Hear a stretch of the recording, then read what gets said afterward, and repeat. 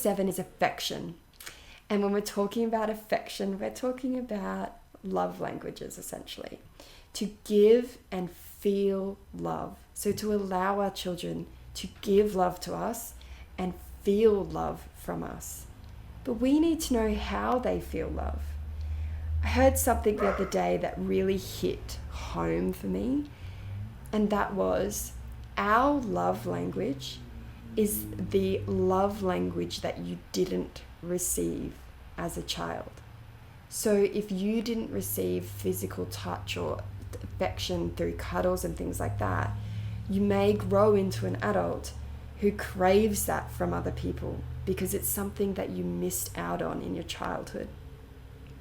This is why it's our responsibility when giving affection to meet all of the 7 love languages, okay? So we need to make sure that we are consistently using all 7 love languages in our household with our children to make sure that they are receiving the love the way you are putting it out to them.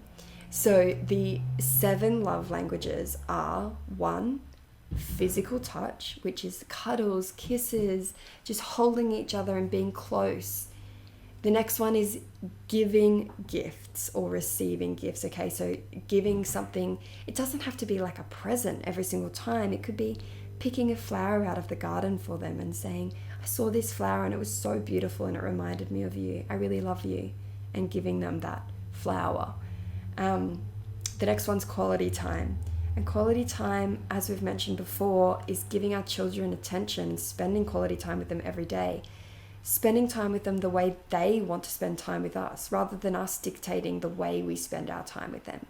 We want them to be able to feel that we want to be with them doing what they want to do.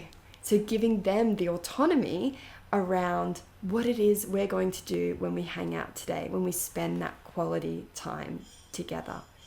Neglected children who grow up in a neglectful environment, do often really struggle with quality time and spending quality time with their children because they never had someone model that for them. So I really want to put emphasis on the importance of quality time as expressing your love and affection to your child. Acts of kindness. So act of kindness is just doing something nice for them. You could run a bath for them. You could have afternoon tea on the table when they come home from daycare, knowing that their favorite thing is eating a croissant. So you go get them a croissant. Just something sweet and thoughtful, like that shows, I was thinking about you today, and so I did this for you. I did this kind thing for you because I love you. The next one is verbal love. So just tell them 500 times a day in so many different ways how much you love them. I have a rule in our family that if we feel like, I love you, that we communicate it. And it literally hits home all the time because our children now randomly will just be riding their bike down the street and they'll be saying, I love you, because they feel it in that moment, so they say it. We're modeling this behavior for our children. We're modeling that when we feel something for our children, that we say it to them, and so they say it back to us. So verbal love is really important too. Words of affirmation. So words of affirmation is telling your children everything that you love about them. You can even do affirmations where they get to do that for themselves. So you can say, I'm kind. And they say, I'm kind. Say, I'm brave. I'm brave. And you can then verbally say these things to them as well. Things like, I love you. I love how kind you are. I love how gentle you are. I love how brave and how much you love exploring. Just speaking positive words over them, because if there's one thing that I can teach you, speaking positive words over your children will become their inner voice.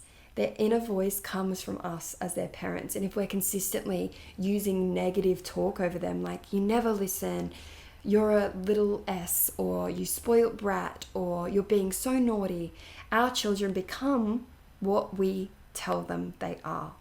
So we only only want to be speaking positive, beautiful words over our children, because that becomes their own inner voice, their own self-worth, and it also becomes who they are. We're consistently telling our children that they are a good friend. They are going to go out of their way to be a good friend. And yeah, so that's our love languages.